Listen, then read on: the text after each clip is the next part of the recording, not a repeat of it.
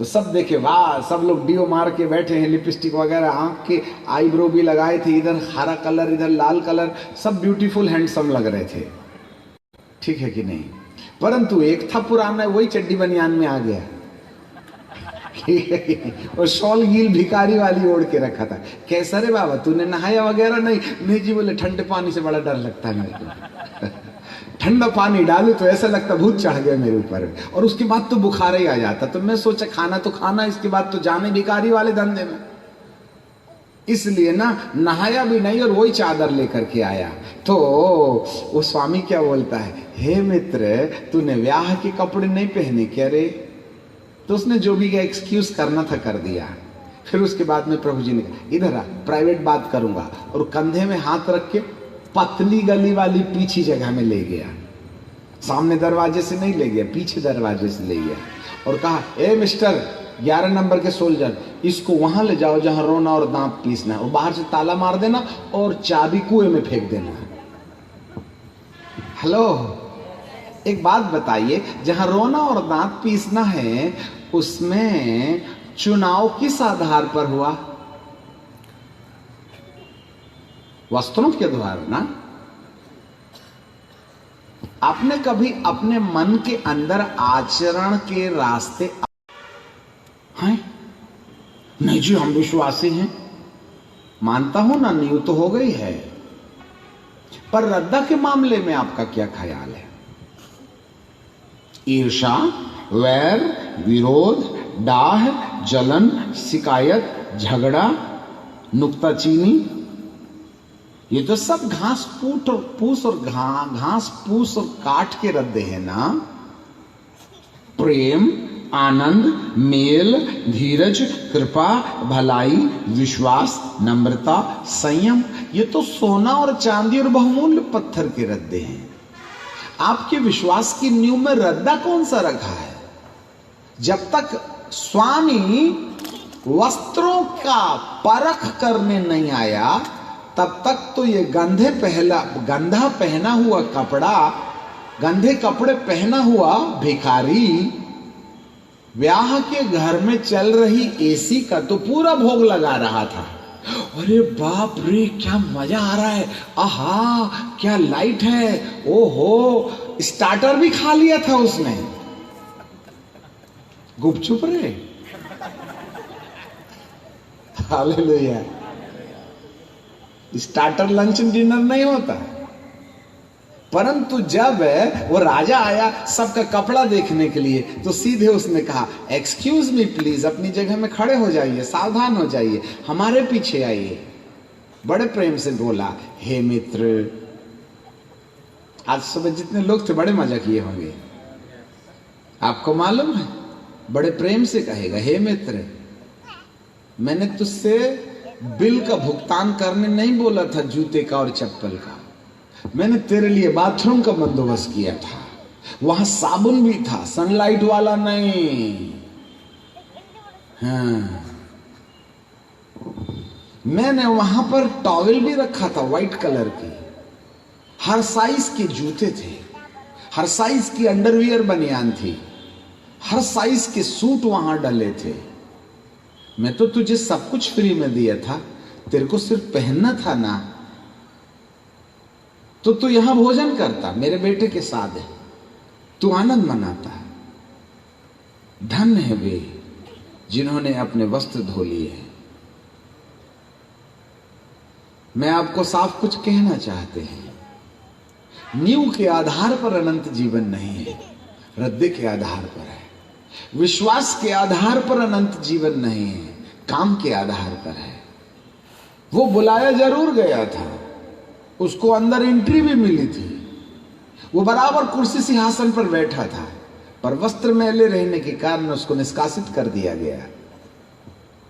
आप चर्च के मेंबर हो सकते हैं, आपने यीशु को ग्रहण किया होगा, आपने बपतिस्मा लिया होगा, पेंटिकॉस्टल हो तो पवित्र आत्मा भी पाया होगा, परंतु पवित्र आत्मा को प्यार पैदा करने की अनुमति नहीं दी, तो भी वो कहेगा, मित्र 1 मिनट के लिए बाहर आएंगे क्या? और फिर कहेगा, इस दास को निकाल कर अंधेरी कोठरी में डाल दो, क्योंकि तुम्हारे अंदर में आत्मा के वो फल नहीं है। जरा सोच लीजिएगा, मेरे यीशु मसीह के आगमन में विश्वास का नहीं, काम का काम है। वस्त्र हमारे काम है, और इसी आधार पर हमको ऊपर का रिजर्वेशन मिलेगा। हम कहना तो बहुत कुछ चाहते थे, परंतु 10 बजे के बाद हम नहीं जा सकते हैं। अब बाकी संदेश हमारे वीडियोस में देखिएगा, यूट्यूब में देखिएगा, हमारी किताबें पढ़िएगा। अनंत जीवन में प्रवेश करने के लिए कलीसिया और सेवा नाम की किताब है, अब जाते जाते ले लीजिएगा वहां से। एक अनोखी किताब होगी। कल हमने परसों के दिन हमें ब्लड के ऊपर में भी लिखा था, साइंस के आधार पर। ये सारी किताबों में कहानी और गवाही नहीं है, वरन बेजोड़ रेवलेशन है। उसकी कीमत पर मत जाइए। विश्व की अनोखी किताबें हैं। एक एक किताब लिखने के लिए 3-3, 4-4 साल लगे हैं हमको। सन 70 में हमने पहला संदेश दिया था। सन 80 में पवित्र आत्मा से भरपूर होकर के हमने दानों और वरदानों को इस्तेमाल करना शुरू किया। अब आप सोच लीजिएगा, इन किताबों के अंदर में कितने बरस का अनुभव और निचोड़ होगा। रेयर किताबें हमने लिखी हैं, परंतु इस पड़ाव में हम चाहते हैं दुनिया को प्रकाशनों की किताबों से भर दें। इससे पहले कि यीशु मसीह आ जाए या हमारे जाने का टाइम आ जाए, हम एक बड़ी धरोहर दे देना चाहते हैं। ले जाइए उसको, पढ़िए उसको। मेरे प्रियो, पवित्र स्थान आंगन की सेवा, पवित्र स्थान की सेवा और महापवित्र स्थान की सेवा। आपको मालूम है, महापवित्र स्थान में पिता परमेश्वर वाचा के संदूक के ऊपर विराजे रहते हैं। आंगन में यीशु की सेवा है, पवित्र स्थान में पवित्र आत्मा की सेवा है। गौर से सुनिएगा, आंगन की सेवा में हम धर्मी बनाए जाते हैं, पवित्र स्थान की सेवा में हम आत्मिक बनाए जाते हैं। आंगन की सेवा में विश्वास का काम है, पवित्र स्थान के अंदर काम का काम है, वो भी पवित्र आत्मा के द्वारा। जब विश्वास और काम के बाद आंगन और पवित्र स्थान में हमारी तैयारी हो जाती है, तब महापवित्र स्थान में रहने वाला परमेश्वर कहता है, कम इन, अंदर आ जा। महापवित्र स्थान वो दूसरे आगमन की वह जगह है जहां पर प्रभु अपने लोगों को अपने साथ लेके जाएगा। इसलिए हम दो पहलू पर बात कर रहे हैं, righteousness and holiness, righteousness and perfection, है ना। आंगन और पवित्र स्थान, धर्मी बनाया जाना यीशु पर विश्वास के द्वारा, और पवित्र आत्मा के चलाए चल करके पवित्र बनाए जाना, तब जाके महापवित्र स्थान वाले परमेश्वर के साथ आपकी मुलाकात हो सकती है, जिसमें हम दूसरे आगमन में प्रभु यीशु मसीह के साथ अमर काल के लिए आकाश गंगा के ऊपर रहने वाले स्वर्ग के निवासी हो सकते हैं। यह है कलीसिया और सेवा का रहस्य। आपको पीछे मिलेगी ये किताबें। मेरे प्रियो, इन सिद्धांतों को बाईपास करने वाला, मुझे माफ करो, आखिरी में यदि धंधा घाटे पर गया तो उसकी भरपाई नहीं की जा सकती है। Time is over. इस धरती के अंदर ऐसे ऐसे पुरुष आ गए हैं जो इंसान की औलाद नहीं है। हिटलर के समान एक तानाशाह शासक की कुर्सी पर कोई बैठ गया है। उम्मीद की जाती है बहुत जल्दी वो रिवील हो जाएगा, परंतु उसको कोई रोक रहा है, और वह है पवित्र आत्मा और कलीसिया। जिस दिन कलीसिया और पवित्र आत्मा उठा ली जाएगी, उसी सेकंड में वो शासक शांति का संदेश बिल्कुल यीशु मसीह के रूप में होगा। उसकी दाढ़ी होंगी, उसके बाल होंगे, सफेद झग्गा पहनेगा। और बहुत से लोग सफेद झग्गे का डुप्लीकेसी कर रहे हैं और गुमराह करने की कोशिश कर रहे हैं। जिसके पास में कान हो वह सुन ले, आत्मा कलीसिया से क्या कहता है। बहुत से लोगों ने यीशु मसीह की नकल करके स्वामी बनने का दावा किया है। अब वो होंगे कौन बोल करके अपना मुंह हम खराब नहीं करेंगे। ऐसे दानव धरती पर आ गए हैं। वन वर्ल्ड गवर्नमेंट के ऊपर में रोम के सम्राट पोप ने वन रिलीजन को उद्घाटित कर दिया। सारी दुनिया के नेता मिलकर के, आत्मिक नेता मिलकर एक धर्म का निर्माण कर दिए हैं। हमारा मार्केट ओक हो गया है। चाहे अमेरिका हो, जापान हो, हर जगह कीमतें एक सी रहती हैं। शेयर मार्केट, आपको मालूम है, वो हाथ पर चिप लगाने के लिए। और हमारे पास में एक मंत्रालय है जो आधार कार्ड के डेटा को मेगा कंप्यूटर में जोड़ रहा है। बकरी का भी और गाय का भी आधार कार्ड बन गया। बहुत ही जल्दी आधार कार्ड स्मार्ट कार्ड पर वैन हो जाएगा। और इस आधार कार्ड को लेकर के एक छोटे से चावल के दाने के समान एक चिप में, जिसको कहते हैं RFDI chip, radio frequency identification device, injection के साथ उसको हमारे सीधे हाथ पर लगा दिया जाएगा या मशीन के द्वारा यहां माथे पर पेस्ट कर दिया जाएगा, जिसका अंक शुरू होगा 666 से। आपके पास में जो ATM कार्ड है ना, सबसे पहला चेक, आपको मालूम है जितना पैसा है किसका है? ये पैसा सरकार का नहीं है, पैसा इल्यूमिनाटी संस्था का है। इल्यूमिनाटी सीक्रेट सोसाइटी एक ऐसी संस्था है जिसके सदस्य कौन है कोई नहीं जानता। अमेरिकन बैंक, रिजर्व बैंक उसी इल्यूमिनाटी से कर्जा लेती है। और जब इल्यूमिनाटी ने सबसे पहला चेक जारी किया था तो 666 से शुरू होता था, उसके बाद में उस देश का, उसके बाद में बैंक का, उसके बाद में आपका नंबर डला होता था। तब घोर विरोध आत्मिक लोगों ने किया। तब इल्यूमिनाटी संस्था ने चेक के 666 को छुपाने के लिए चेक को समाप्त किया और ATM कार्ड शुरू किया। और ATM कार्ड के बीच में एक पट्टी डाल दी और उस पट्टी के अंदर अंक को छुपा दिया। और वो अंक शुरू होता है 6, 6 और 6, अमेरिका का, इंडिया का, जापान का नंबर, फिर उस बैंक का, सिंडिकेट, रिजर्व बैंक, अमका बैंक, ढमका बैंक, और उसके बाद में आपका पर्सनल नंबर। यदि किसी भी ATM कार्ड के अंदर में 6 अंक नहीं होगा तो इल्यूमिनाटी परमिशन करती ही नहीं कि आपके ATM मशीन से पैसा निकलेगा। आपको मालूम है आप 666 नंबर जेब में लेके चल रहे हैं, फिर भी तुम्हारी आंख नहीं खुलती। ये जो मोबाइल है, बीते दिनों में हमारी कैशलेस इकोनॉमी शुरू हुई नोटबंदी के बाद में। पान की दुकान में भी तो उनको यही ना रखने बोला गया था, इसलिए मोबाइल। अभी तो हमारे छत्तीसगढ़ सरकार के अंदर में हमारे रमन सिंह ने कहा हम इतने करोड़ मोबाइल फोकट में देने वाले हैं जिसमें इंटरनेट फ्री होगा। ये सब जियो सिम क्या कर रही है? सुन लो, अच्छे से सुन लो। एक पैर कब्रिस्तान में है, मौत के गिद्ध हमारे ऊपर मंडरा रहे हैं। लापरवाही से जीने का समय खत्म हो गया। और ये जो मोबाइल है ना, कैशलेस इकोनॉमी का सबसे बढ़िया रास्ता है। अब बड़े बड़े लैपटॉप लेकर के चलने की मूर्खता खत्म हो गई। अभी सैमसंग कंपनी ने डिक्लेयर कर दिया है हम सॉफ्टवेयर का भी नामो निशान समाप्त कर देंगे। हम एक ऐसी दुनिया के अंदर जा रहे हैं जिसमें 50 ग्राम का भी लेके जरने की जरूरत नहीं होगी। उसका सीधा सीधा RFDI चिप की तरफ में, और इस चिप का नंबर शुरू होता है 666।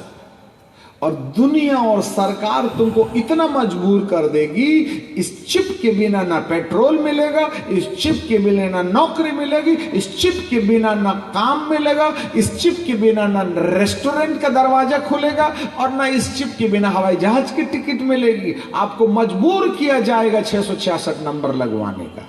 और एक बात बोल के मैं समाप्त करना चाहता हूं, जिसने RFDI चिप लगाकर 666 का अंक अपने शरीर में लगवा लिया है, ऐसे व्यक्ति को यीशु मसीह के दूसरे आगमन के समय मुर्दों में से जी उठने के लिए बहिष्कृत समझा जाएगा।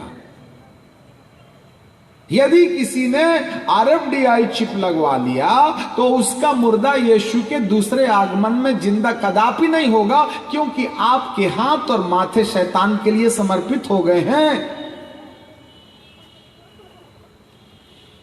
और दुनिया और सरकार और कैशलेस इकोनॉमी आपको इतना दबाव देगी कि यदि आपने चिप नहीं लिया तो बैंक ट्रांजैक्शन नहीं हो सकता, आप कुछ खरीद नहीं सकते, आप कहीं जा नहीं सकते। और जिसके हाथ में ये चिप होगा, हर जगह कमर्शियलाइजेशन हो जाएगा। हर दरवाजों पर, जैसे आज आपके लिए कैमरे दरवाजा खोलते हैं ना एयरपोर्ट के, वैसे ही ये कांच के दरवाजे जो रेस्टोरेंट के हैं, जो मॉल के हैं, जो बैंक के हैं, जो एटीएम के हैं, ये दरवाजे केवल उसी समय खुलेंगे जब आपके आरएफडीआई चिप का 6 नंबर करंट करके उनको बाईपास करने बोलेगा, अपले मानुस आहे, open the door, you know. या तो भूखे रहिए या शैतान का नंबर लगाइए। कठिन दिन आ रहे हैं, इसलिए मेरी हाथ जोड़ के विनती है, बहन जी 3 दांते वाली चाबी ले लेना। ये सब दिन देखने का दर्शन मत देखिए आप। जिसको कलीसिया के उठाए जाने के बाद शुरू होना चाहिए वो तो एडवांस में हो गया। आपको मालूम है धरती के अंदर 20 लाख लोगों ने अपने हाथ पर आरएफडीआई चिप लगवा ली है जिसका नंबर 666। प्रकाशित वाक्य के अंदर में इसी नंबर का उल्लेख है, वह मनुष्य का है। इसको पढ़ के ना बोल करके अब समाप्त कर देंगे। देखो कांटा बिल्कुल रुकने वाला है। आपसे ज्यादा समझदार हैं हम घड़ी देखने में। आप चिंता क्या करते हो, हम तुम्हारा काम कर रहे हैं ना, घड़ी देखने का। जरा देखिएगा प्रकाशित वाक्य की किताब और उसका शायद 19वां, मेरे को देख लेने जीगा, यस मिल गया मेरे को, है ना 20वां अध्याय। मैं आपके लिए पढ़ूंगा। फिर मैंने एक बड़ा श्वेत सिंहासन, उसमें जो बैठा हुआ है देखा। उसके सामने से पृथ्वी आकाश भाग गए और उनके लिए जगह न मिली। फिर मैंने छोटे बड़े मरे हुओं को सिंहासन के सामने, ना सॉरी माफ कीजिएगा, हम इसको भी मैं 1 मिनट के लिए ला दूंगा। क्या करें, चलिए हाँ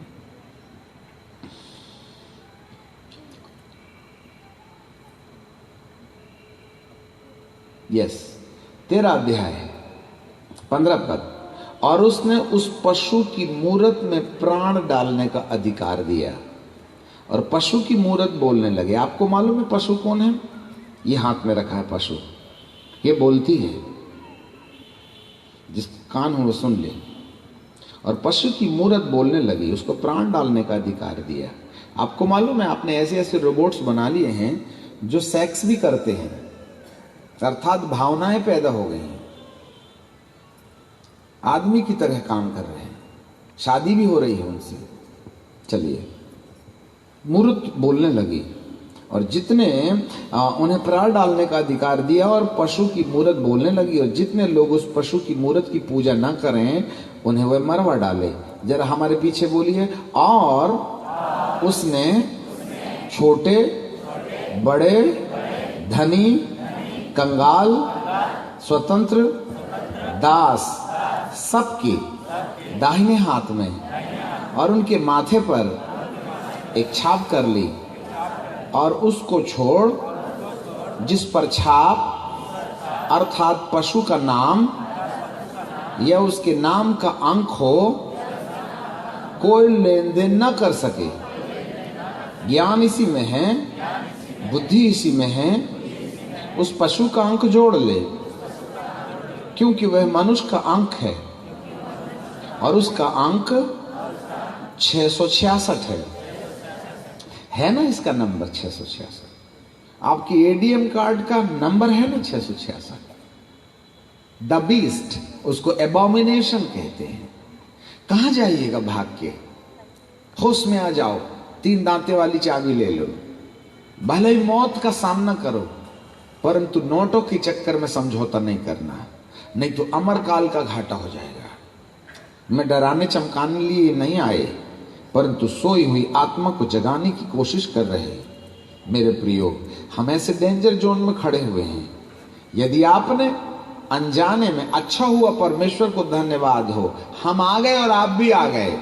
अच्छा हुआ आपने ये संदेश सुन लिया, और अच्छा हुआ अभी भारत का कानून आरएफडीआई चिप के लिए नहीं बना है।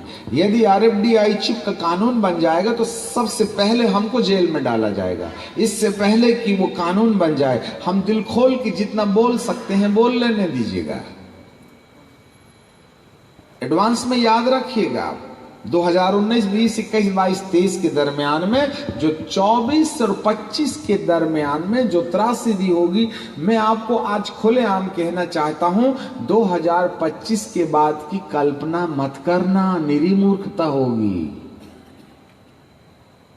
यदि यीशु के आगमन के बाद जो 7 साल के महाक्लेश काल में होने वाली घटनाएं हैं, उसकी छवि, उसकी एविडेंसेस यीशु मसीह के दूसरे आगमन के 7 साल पहले से दिखने लगेंगे।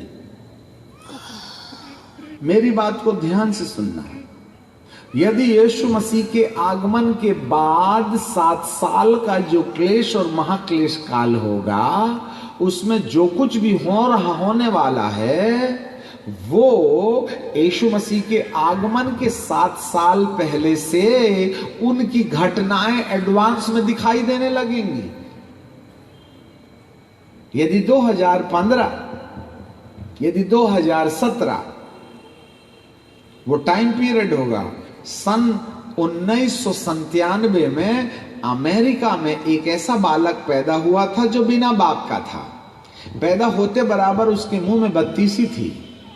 कहते हैं एक काला काला सितारा उस बच्चे के पैदा होने के समय उस बंगले में था जब उसकी मां डिलीवरी दे रही थी, और वो बच्चे की पूरी बत्तीसी थी। जब वो दूध पीता था तो मां के स्तनों को काट करके खून चूसने लगता था, और वह है पैदा होने के टाइम पर 5 साल के समान विकसित बच्चा था। धर्मियों का मानना है वह बाप की औलाद नहीं थी, वरन अंधकार की शक्ति ने उसको जन्म दिया था, और उसके पैर में पैदाइशी 6 नंबर लिखा हुआ था। जब FBI की मदद के द्वारा उस बच्चे की हत्या के लिए आत्मिक लोगों ने प्लान किया, तो वो बच्चा गायब हो गया। आपको जानकारी मिले 1997 में यह घटना घटी थी। 2017 में वो 20 साल का हो गया, 2027 में वो 30 साल का हो जाएगा। और यीशु 30 साल की उम्र में सेवा में आए ना, वैसे ही ये तानाशाह शासक 30 वर्ष की उम्र में सामने आएगा, जो लगभग 2027 के दौरान होना चाहिए। परंतु एंटी क्राइस्ट का सामना महाक्लेश काल के ठीक बीच में होगा, अर्थात उसके 3.5 साल पहले से महाक्लेश काल या क्लेश काल शुरू हो जाएगा। यदि 27 को 3.5 साल कम कर दिया जाए तो 24.25 के दरमियान क्लेश काल होने की संभावनाएं हैं। और यदि आप 7 साल का हिसाब लगा लें तो इजराइल को 1947 के बाद में 2017 में 70 साल पूरे हुए, और 2018 में 71वां साल, 70 साल की जुबली, और उसके बाद में इजराइल के इतिहास के 70 साल की जुबली के बाद में विश्व के अंदर में क्रांतिकारी परिवर्तन आए।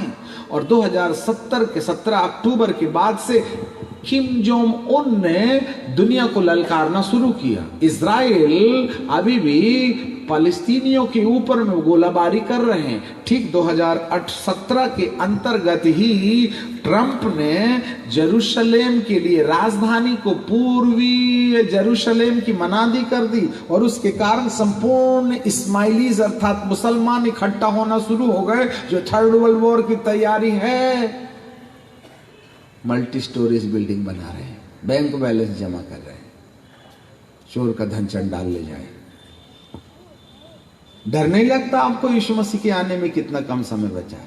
मैं आपको डराने चमकाने नहीं आया हूं, आंखों की पट्टी उधेड़ रहे हैं। हर आधे घंटे में दुनिया के किसी न किसी कोने में भूकंप आ रहा है। 2 मिनट पहले भूकंप आया है। लगभग 270 से 360-70 के दौरान 3 दिन के अंदर में दुनिया के हर कोने में भूकंप आ रहा है। और अब तक की हालात में इस समय 10 बज रहे हैं, 10 बजने के समय तक 523 भूकंप इन 3 दिनों में आ चुके हैं। और अब भी जो 1 सेकंड पहले आया 5.5 रेक्टेयर का भूकंप आया है। कहीं इधर, कहीं उधर, कहीं उधर, कहीं इधर। हिमालय की चोटी से एक भयानक भूकंप आने वाला है जो 8 रिक्टर से बढ़कर के होगा। भारत के घमंड को दूर करने के लिए परमेश्वर के पास कोई दूसरा रास्ता नहीं रह गया है। यदि आपको हमारी भाषा नहीं समझ में आती तो भूकंप आपको हिंदी, अंग्रेजी, मलयालम सब में समझा देगा। मैं आपको डरा नहीं रहा हूं, क्या करिएगा, परमेश्वर के पास में और कोई रास्ता ही नहीं बचा। प्रभु आपके मन की आंखों को खोले, 3 दांते वाली चाबी इकट्ठा कर लो, वायदा करो, लोहा, सोना, चांदी और बहुमूल्य पत्थर के कामों का मेरे विश्वास की नींव पर रद्द रखने का काम मैं करूंगा। कल सुबह 7 बजे की ट्रेन से दूल्हा राजा हमारा बेटा जाने वाला है। दूल्हा राजा के समय बाप नहीं थे,